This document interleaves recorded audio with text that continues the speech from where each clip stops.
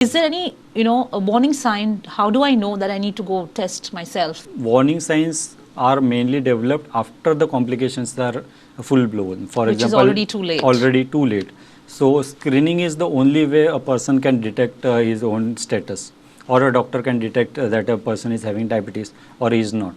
Because first sign is urine is producing, body is producing too much of albumin in urine. That is the first sign people get to know, that increased thirst, increased foamy urine, producing foamy urine.